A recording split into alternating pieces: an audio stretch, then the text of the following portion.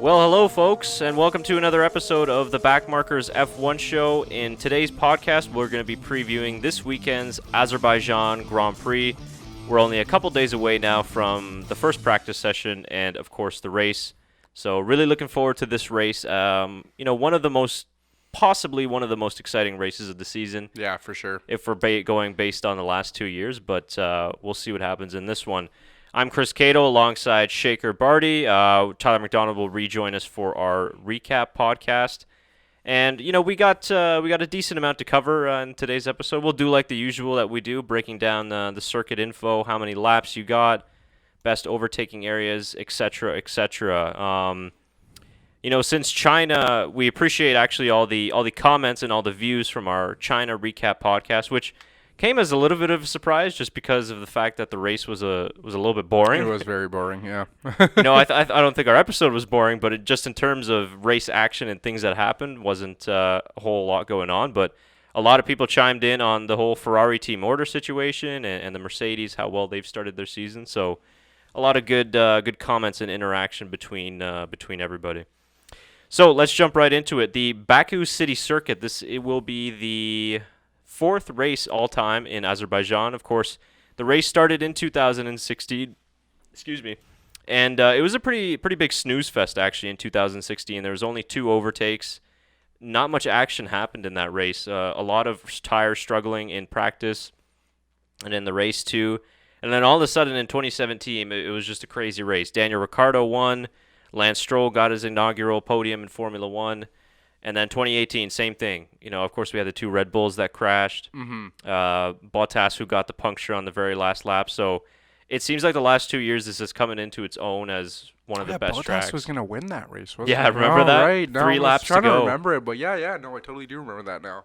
So he's going to be looking for some redemption in this race. And, Lewis, you got to remember last year Hamilton kind of kick-started his championship at this race with that lucky win, which kind of shows you how well, actually, I saw this interesting graphic. I was going to save this maybe till the end, but I think right now would be a good time to do it.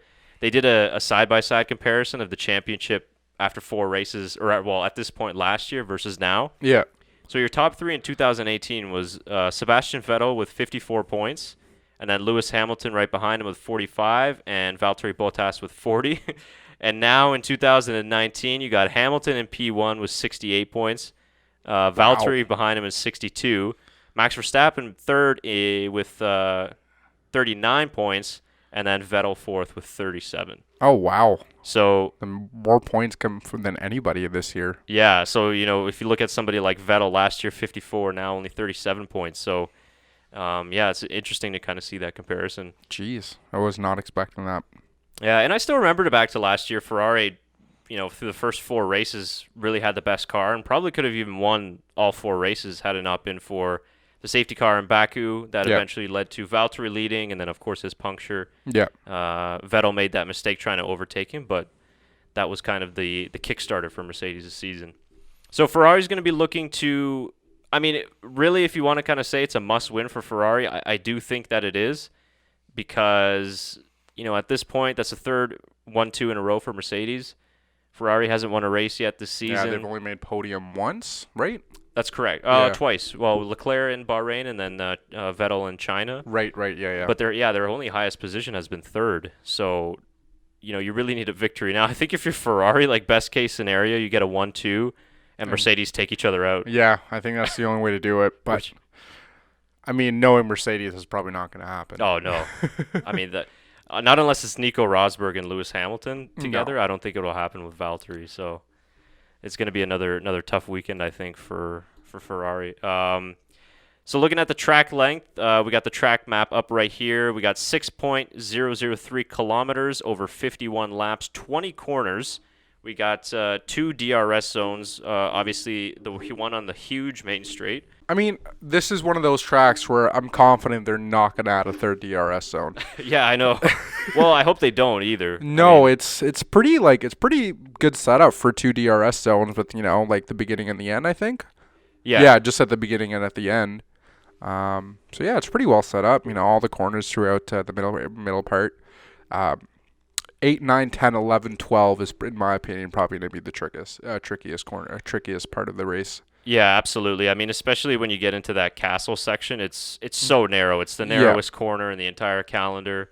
Really, I mean, there's only one car. I mean, you can't squeeze two cars through there, so there needs to be a lot of trust and sort of an almost an unwritten or sort of unspoken rule amongst the drivers that if I'm ahead of you going into there, you have to let me go ahead, because really you're not going to be able to overtake. Well, I mean, if people just don't follow, Red Bull's racing from last year, I think they'll be golden. Yeah, I think they'll be just fine. But I mean, we've seen guys brush the wall there in qualifying and in practice. It's really easy, especially if you lock up. There's no runoff area. Your runoff is right into the wall. So that's definitely, it's honestly one of the most amazing kind of visual corners in the sport, because it's got that old school Azerbaijan castle that's there and all the old buildings which are really nice and neat. So it's an interesting corner, but yeah, you said it, that it gets really technical after those long straights. I believe Baku has the second longest straight behind China. It is the second longest circuit on the calendar behind Spa. So fuel consumption is another huge thing in this race. They burn around 2.1, I think it was 2.1, what was it, liters per lap? Let me just check here in my stats. 2.1 kilograms of fuel is burned per lap, obviously with the two massively long straights. Yeah.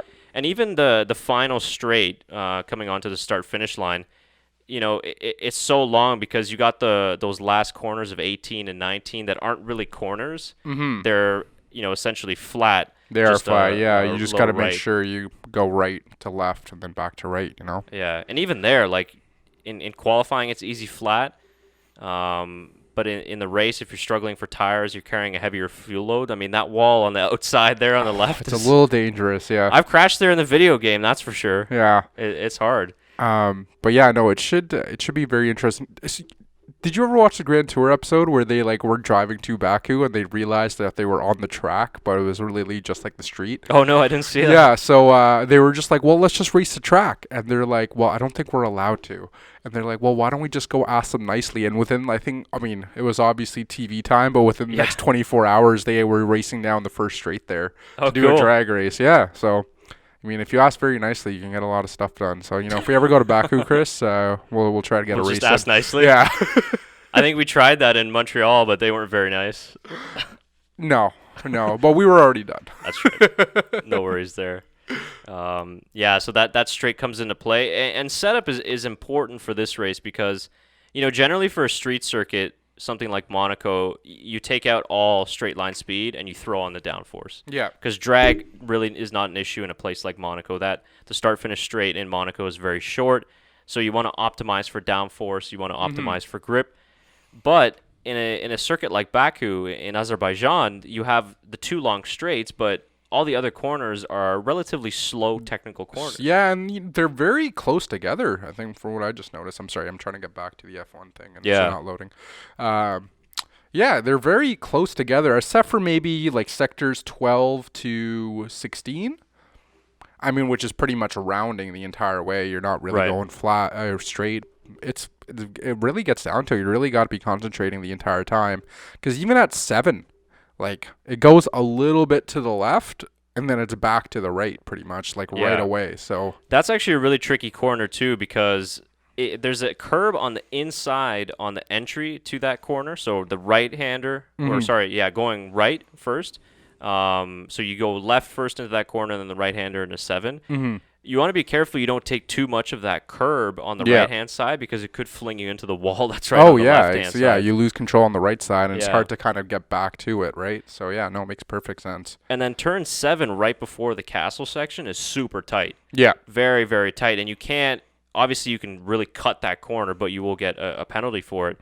But that's the other thing, too. It's the same thing. You can't take too much of that curb because it will unsettle the car. For sure. And you've got walls that are right there. So it's very, very tricky to get this circuit right. And we've seen in the previous couple races, especially with Ferrari, they've been struggling to get tire temperatures in the right optimal range. So Baku is a difficult circuit to be struggling with tires for. Yeah. We saw it last year. It came into play. Ferrari seemed like they were the team that sort of were able to turn on the tires at the right time, especially after the pit stops with Vettel on the Ultrasoft. So this year, I think it'll be even more important with sort of some of the changes that we've seen to the tires and tire pressures and things like that. And also when you were mentioning just in that Sector 3, Turn 13 after that sort of long, kind of swooping left-hander. Another tricky braking zone because you're going elevation and then downhill as well. So when I was listening to Alexander Albon describe his virtual lap that he did on F1's website, they really got to ride the brakes into that corner, because that corner, once you're going into it, you can't just let go of the brakes. Sometimes you got to even slow yourself down mid-corner, because the wall is right there. Yeah. So you can't take too much of that corner. I think we saw Verstappen last season actually just completely cut that chicane. I believe it was on lap 1 or 2. Yeah. I think he was just like, cut it, which, I mean, not a bad idea on the opening lap. But, this track bites a lot if you make the mistakes. Yeah, no, for sure. It's going to be very interesting. And like you said, it's a very closed course. There's not, for a lot of the spaces, there's room for only one car to go through. Yeah. So with that, it's going to make it even more interesting. Yeah, and it's a dangerous track. If you guys remember last season, I believe it was in practice or it was in qualifying, when Hartley had the puncture on the second long straight in Baku, and he was struggling to kind of get out of the way, and Gasly was coming behind him. I think it was like 320 kilometers an hour, and just narrowly got out of the way. Yeah. And that could have been a massive, massive accident. So traffic is important in this track as well, and again, when you're reaching those insane top speeds, like 360 kilometers an hour on the back straight. Well, yeah, and there's also a big street circuit, right? It's not like they add any part of their own. The straights aren't added later on. It's pretty much just a straight street circuit. So, there's obviously they clean everything up, but there's still chances of obviously the track's going to be a little here and there. It's not going to be completely straight throughout the entire thing, right? Yep. So that definitely plays into it as well. So. Yeah, no, that's a great point, especially in the Friday free practice. The track is very green. We know with the street circuits, it's low grip. That's why they brought the softer of the tires. Yeah. So they got the C4, the C2, and the C3 for this race. So if you remember back to last year, it was the ultra soft, super soft, and I think the soft. But yeah, you're exactly right. Anytime the street circuit, you got debris from other cars, regular road cars, which I believe was the problem in the very first edition of this race. Is a lot of drivers ended up running over just debris from the street, and it tore up tires and just really made it a hassle. So that's a great point. You got drainage covers as well. Yeah. We've seen that an issue in Monaco before, and I believe the first race in Baku was a problem as well. So very, very difficult circuit because, like you said, 9-10 months of the year, it's a street. And I really hope it's one of the more interesting races because, like we said, China wasn't all that great. Australia is the first, race of the season. It still gets, they're still kind of getting into it. And which one am I forgetting right now? Bahrain.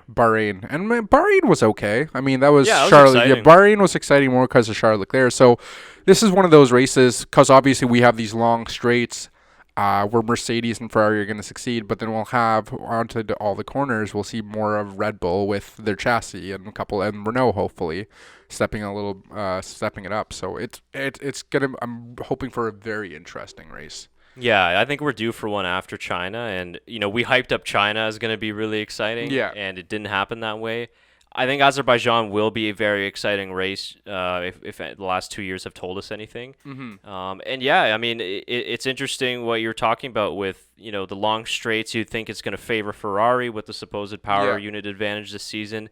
But again, like we mentioned, a lot of the other corners are slow technical corners. Yeah. And that's where Ferrari seems to struggle. So maybe they can claw some of that gap back this weekend. They will have the power advantage most likely on those two massively long straights, which is good. Yeah. But in China, it didn't necessarily help them. Okay, now you've got two big straights, so maybe it's going to favor Ferrari a little bit more. So we'll see what happens. But, Lewis Hamilton has struggled at this track. Yes, he did win last season, but it was a lucky win. It was a lucky win only because Bottas went out. Exactly. And it's the only reason he really got it. Yeah, and because of Vettel's mistake as well. I mean, he probably would have... without the safety cars, he probably wouldn't have finished on the podium either. Mm-hmm. So that's a difficult track for him, but it looks like he's in good form this season. The Red Bulls as well. Red Bull and Toro Rosso are bringing Honda upgrades to Baku. Yeah. It's more or less an upgrade for reliability. It will add a little bit of performance, but I think it's more for reliability. Yeah. But nonetheless, you welcome any sort of upgrades at any time. Mm-hmm. So that should help them, I think, on the straights. Yeah. We'll get to see that Honda power for sure. But I think that's where Red Bull can maybe claw back a little bit of that pace. I think it's going to be more around the corners, and obviously it is a little bit longer straights. And I think, there's a lot of drivers looking for redemption in this race. Vettel, obviously, his mistake last year. He holds the lap record from 2017. Right. Valtteri Bottas looking for redemption. Max Verstappen and Daniel Ricciardo looking for redemption. Well, obviously two different teams this time around, but I think everyone's going to be fighting for all of it, even though it is the fourth race of the season. Fourth? Yep. Yeah, fourth race of the season. But yeah, after seeing Pierre Gasly the last race, I'm hoping I see a lot from him as well. And we know Charles Leclerc, he's already kind of proven himself. So yeah. And another thing too, if you're maybe thinking that some of the rookie drivers from F2 last year are going to be struggling, it's not a new circuit for them. They were at this race last year in F2, which Alexander Albon won. George Russell, Lando Norris were racing in that as well. So they're very familiar with this track, and we saw that with Leclerc in 2018. Finished P6, scored his first points in Formula One, and obviously we know about his emotional F2 win in 2017. I think it was a week or 2 weeks after his father passed away. Yeah. Yeah, and I think he fell down to like 16th or 17th in that race, came back to win it. Oh, wow. I did not know that. Yeah, so Leclerc, he's comfortable at this track now. Yeah. And you saw last year with all the carnage after lap 1, being able to hold it together and come home for points. Yeah, it's really a toss-em-up race. Qualifying is critical, I think, to be on the front row. Oh, for sure. Qualifying is going to play it always plays a big part, but I think in this track, it's going to be the most important out of the 4 races so far. So yeah, because, in Monaco, obviously the race can be won in qualifying. In Baku, you have a lot more chances to overtake. But if you're on that front row, you kind of get to avoid all that carnage that's possible. Once you start getting back into the second, third, and farther down the grid, a lot more chances of punctures, contact, you name it. And I only think Lewis Hamilton is going to do well if he starts in first or second. That's the only reason I see him doing well in this track. Otherwise, I can't really think of anything else. Like you said, he's the best at keeping first, so we'll see how it goes. Yeah, his qualifying pace at Baku hasn't been the best. Yeah, that's what I'm saying. The only way I can see him actually getting, he'll get a podium in my opinion, but the only way I can see him getting first place is because of that. Okay. Well, maybe I might change my mind. I have 2 other people in mind for podium. Yeah, so we'll do that at the end. Yeah, we'll get to that too because I've got some hopefuls as well. And just to kind of do an update on what type of tires each team has selected. There's a little bit of disparity between some of the top drivers. So Hamilton and Bottas, they've got the same amounts of the white C2 and the yellow C3 tires. Valtteri has, so they do have the same amount of the red soft C4. If you look at Vettel, he's got only 5. He's got one more set of the C3s and then one less set of the softer compound, the C4. So we're seeing a little bit of the strategy and how it's kind of going to play out. Pit stop strategy here is kind of difficult to predict because of safety cars. Yeah. There's a 66% chance of a safety car in this race. Last year was a 2-stop strategy that won, but again, obviously because of the safety car. So possibly you could 1-stop it, but you never know with safety cars. No, exactly, and especially on this track, like you said, it can happen anytime. So. Yeah, and with a team like Mercedes, who 9 times out of 10 gets the strategy right. 9 times out of 10 will be able to pull off really great pit stops. That plays into their favor. So the team's got to be on their toes to be able to react to certain things like that and how quickly the race changes sometimes. Because last year it changed very quickly. It seemed like Sebastian Vettel was going to run away with it, and then all of a sudden Max and Daniel had their moment. And it was all downhill from there.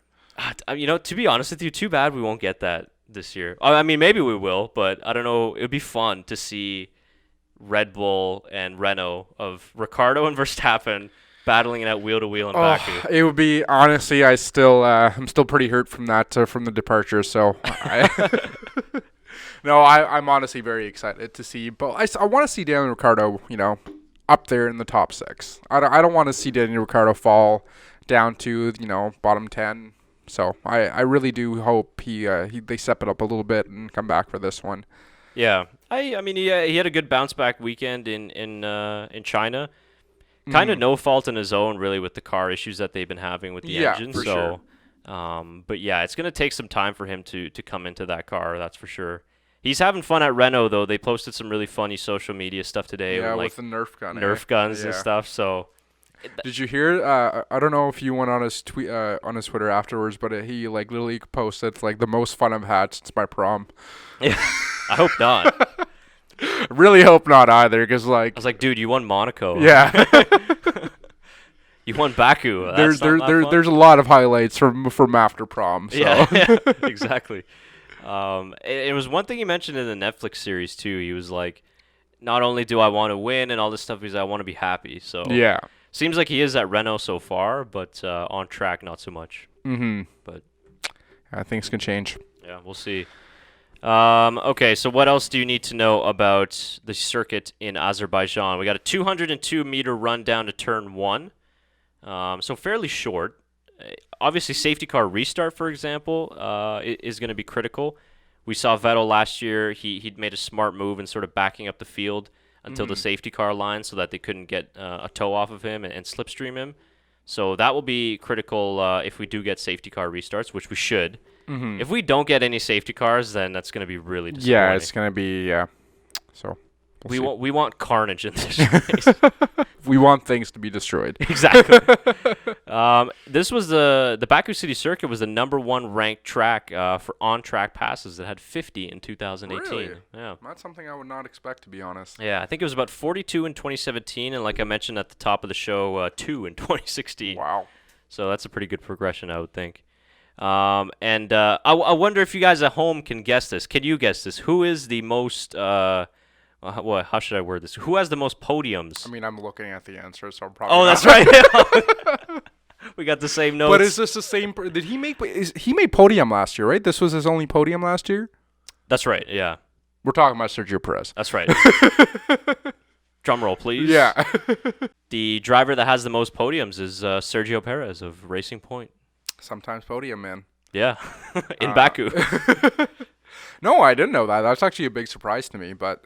I mean, if this is his track, and you said Lance Stroll got his first win here 2 years ago. You know what that means. Yeah. Racing Point 1-2. Racing Point 1-2, exactly. That's exactly what I was thinking, Chris. Okay.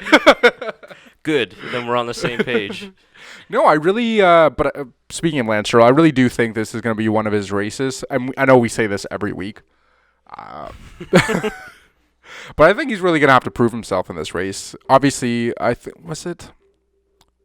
He was 12th last race? Right. 12th, yeah, right? So, that's not too bad, right? That's not too bad. So, I really, this is one of those races I'm expecting him to get a top 10. Because, obviously, he won a few years ago, made podium a few years ago. So, him and Perez should have some good teamwork on this one, I'm expecting. And looking at their tires, sorry, I just lost it here. Oh, yeah, it's a good point. Yeah, they're running the same tires. Okay. Yeah, so they are, only 2 sets. So it seems like they're going really aggressive with their strategy. With the red softs, yeah. Softs. Yeah, it's weird because, like, there's only 4 people running, running the hards. I think that's for qualifying mainly because they want to get that advantage to get to Q3. Yeah. I don't know how long that C4 is going to last in the race. I don't think it's going to last as very long. Yeah. Even though tire stress isn't, I think Pirelli's got it around 2 out of 5. It's not that abrasive as a surface compared to China and Bahrain because it's a street circuit. But, with cooler temperatures, sometimes in Baku, you got the long straight. You got temperatures falling off. You got temperatures falling off on the front tires, on the brakes as well. So getting all that under control is going to be difficult. So tire management, again, important for this race as well. Yeah. And the weather forecast looks good. Clear and sunny for all 3 days. I think about a high of 21 or 22 as I saw in Azerbaijan for race day. So, but they're starting fairly late locally in Baku. I think it's about a 4:10 p.m. start. Oh, really? Wow. Yeah. So, I mean, temperatures will be cooling off.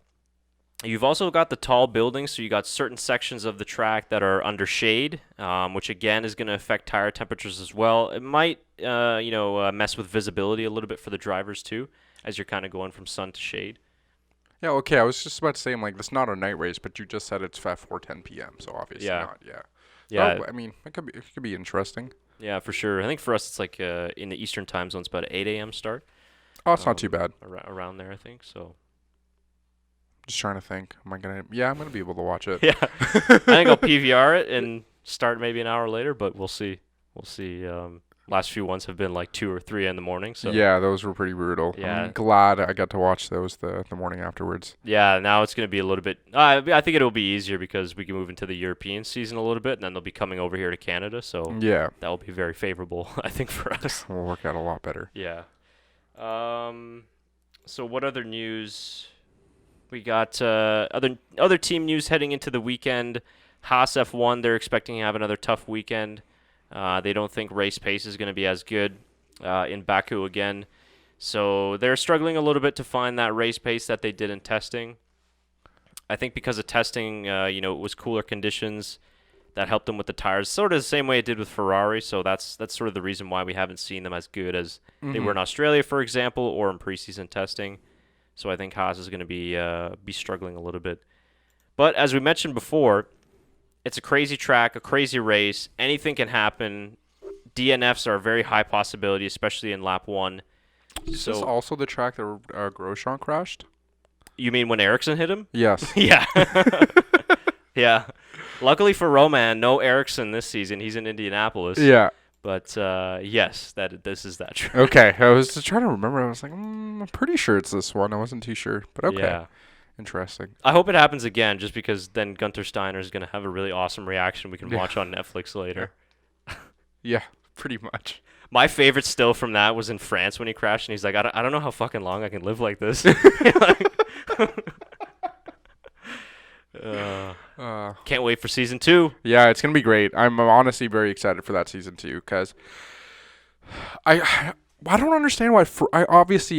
I understand why Ferrari and Mercedes don't want to be a part of it because they got a lot of other sponsorships and a lot of hidden stuff. But like, come on, every other team is like a part of it. And obviously, if you're missing out the 2 main teams, it didn't feel like you were. But it definitely, like, obviously being, for the newer fans, they probably didn't notice as much because he still had the Ferrari and Mercedes drivers do interviews and stuff here and there. For the people who are F1 fans, you noticed that, they weren't part of it. And we were missing a big portion of those 2 teams. So, for sure. We'll see, I guess. No, I think you're right. And I sort of understand that you're fighting for a championship, but really how much extra time would it take to sit down and do the interview with the Netflix crew? If you don't want to give them full access to debrief, stuff like that I can understand. But, for them to just sort of hover around and get Vettel and Bottas and, I guess Raikkonen last season and Hamilton to sit down and just give some interviews, I don't think it would have been that much of a big deal. And again, for the brand of Mercedes, for Ferrari, for all their sponsors, it's just more people looking at your brand. Well, that's just it. I mean, they do interviews and stuff all the time.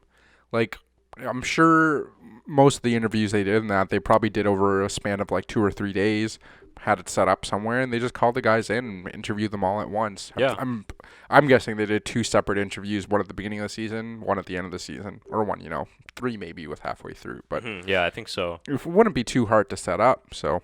It was something that I was missing because, some of the storylines were great. Ricardo winning in Monaco. Mm-hmm. The whole Racing Point, Force India kind of fallout and takeover, Leclerc, that was great. But I felt some of the episodes just lacked a little bit. The King of Spain, like, okay, it was cool to see Carlos Sainz and see his personality, but I was not expecting that. It's just the storyline wasn't great. Mm-hmm. And when I look at last season, all the great moments that we've had in terms of the championship, I almost kind of felt that Netflix should have still kept the main storyline being the championship and just use F1 footage. Yeah, for sure. I totally agree. I mean, they used a lot of the onboards throughout the entire series, so. Yeah. I've seen a lot of great videos that people make on YouTube. They're edits that they do on themselves about the championship battle. There was a great one for 2017. I don't know if there was one for 2018, and they just did it all by taking footage from other people. Mm-hmm. And they were actually really great. It was entertaining to watch. So you can imagine what Netflix would have been able to do with something like that. Yeah. And it didn't have to be the whole focus, but like when Vettel crashed in Germany, when he won in Britain, or like just there was a all lot the of good races. moments that they got kind of taken away. obviously Kimi in Italy. Like there was in the United States. Yeah, like it's very disappointing. That was the worst part to me, is like certain races that they covered, Silverstone for example, or China, they just like glossed over the great victories by either Vettel or Hamilton. Yeah. When that was the main thing. So that kind of frustrated me a little bit, because if people really enjoyed the series as it was, imagine what it would be like featuring the few other teams for sure. Yeah. No, exactly. So hopefully Netflix, if you're listening, include Ferrari. Well, I guess Ferrari and Mercedes if you're listening. Yeah. Include yourself. Yeah, include yourself, man. What are you doing here? Mercedes especially. If you're gonna win all these races, you might as well like show us how you're doing. Yeah, let people know what's going on in the background. Yeah, exactly.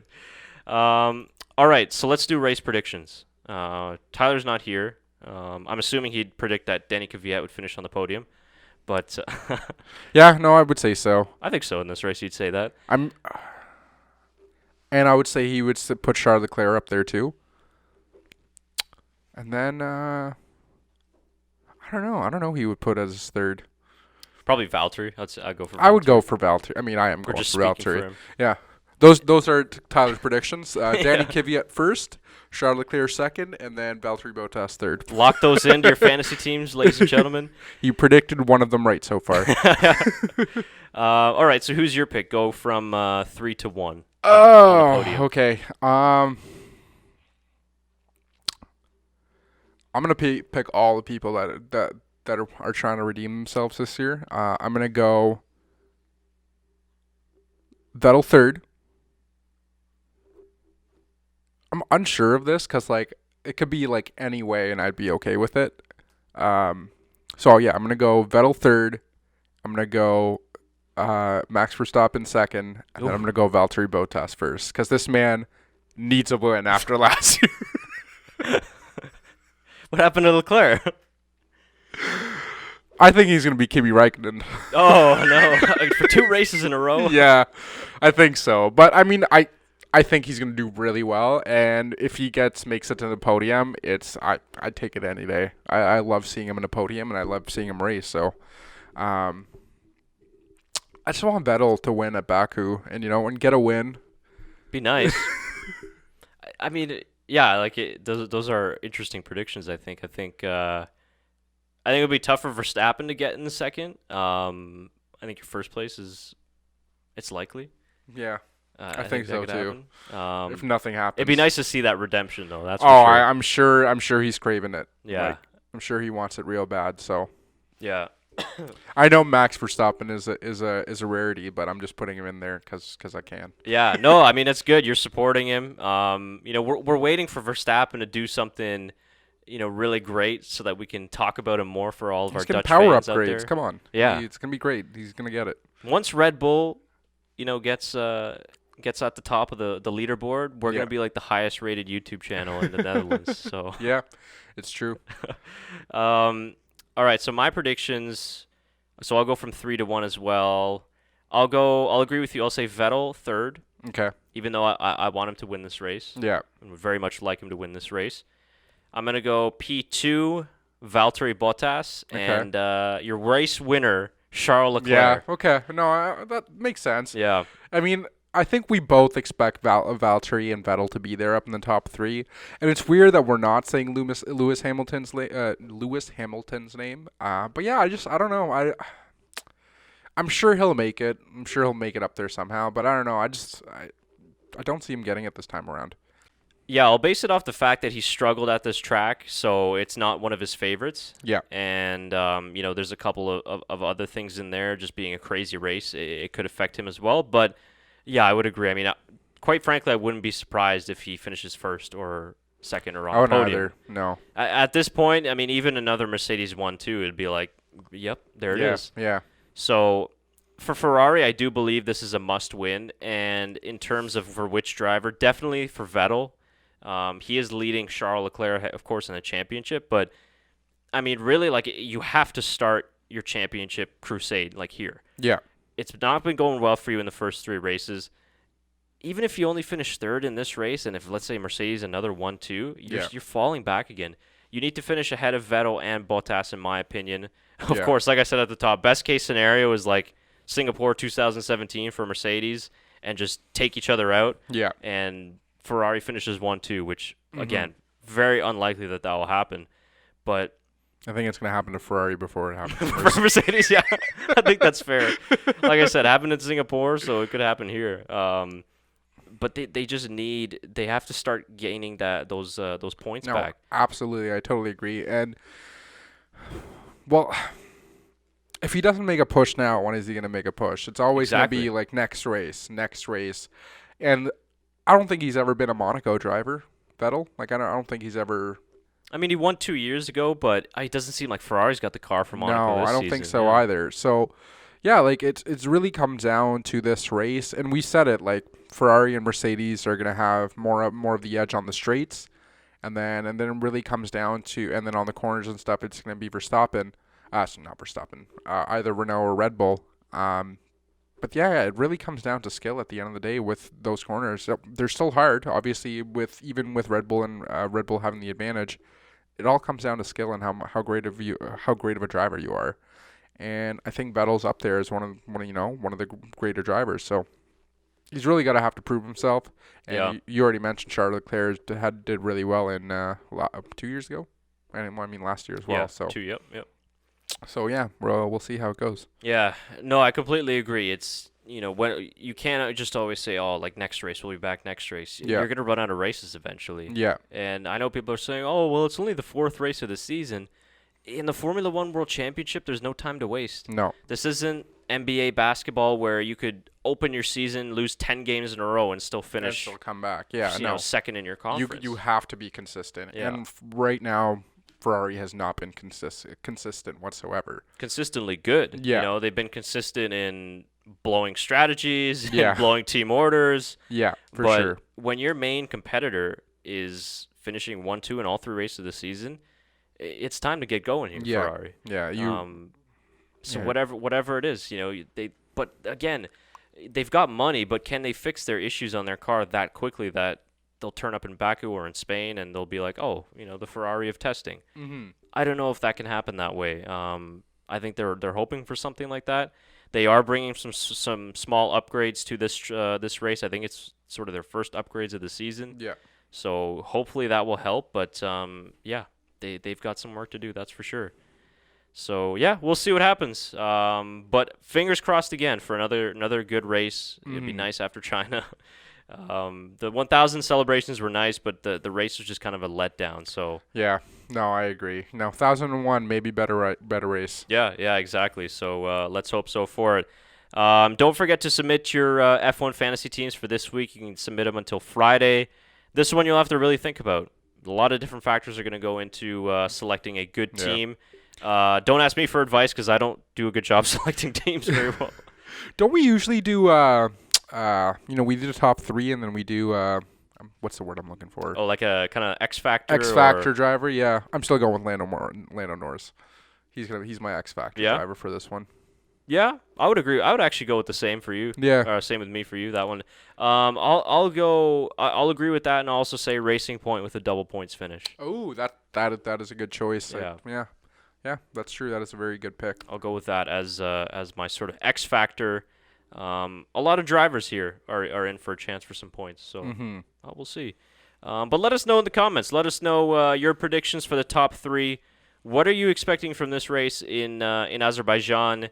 And yeah, who's your X Factor driver or kind of a wild prediction for this Sunday? If you get them right, we might just read them out on our race recap. Yep. Because Lord knows we haven't got any of ours right. No. not yet so far. Tyler's holding on to his one. Chris and I have gotten none of them right. Yeah.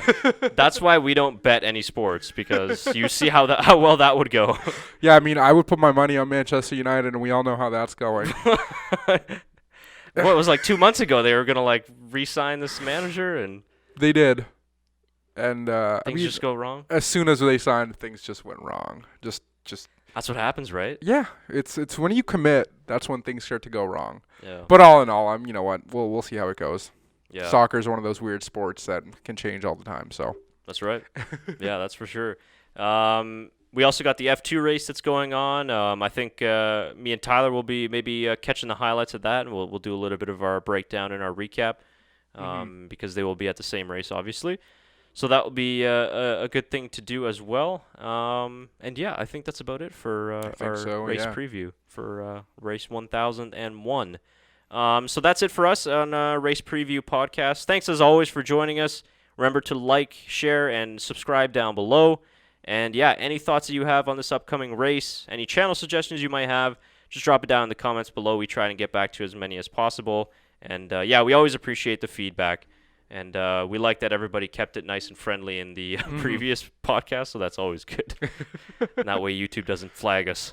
Yeah. Yeah. Anything from you? No, I think that's it. Great. Sounds good. So we'll be back next week then for the race recap of the Azerbaijan Grand Prix. And actually also, it didn't even occur to me. I was just scrolling through YouTube the other day, and on May the 1st, so I believe it's Wednesday of next week, will be 25 years since the death of Ayrton Senna. Oh, wow. So it's a pretty special and kind of a somber remembrance of the 25th year anniversary. So I think in our Baku review, we'll kind of just talk a little bit about recap. him. Yeah, for sure. It was a little bit obviously before our time, but still his impact on the sport is nonetheless great. I'll watch that Senna documentary right before. Very good. If you guys haven't done so, won numerous awards. The Senna documentary, I believe it's available on Amazon Prime? I think know so, it's definitely on Amazon Prime. I've seen it on that. Yeah, I think it's on iTunes as well. Probably you could stream it, but definitely don't do that. Yeah. Don't do something illegal. Right. I don't stream anything. No, of course not. But wherever you can get it, make sure you watch it because it is a great and well done documentary. I think that guy who directed it also did the Netflix series. I think he did too, yeah. I think they're actually working on another one. The same guy. I hope so, yeah. Yeah. So it should be interesting. Yeah, well, we'll talk a little bit about it on our race recap. So that should be a fun one. All right, good to go? Yeah. Okay, thanks again, guys. We'll see you next week for our race recap. Bye. Bye.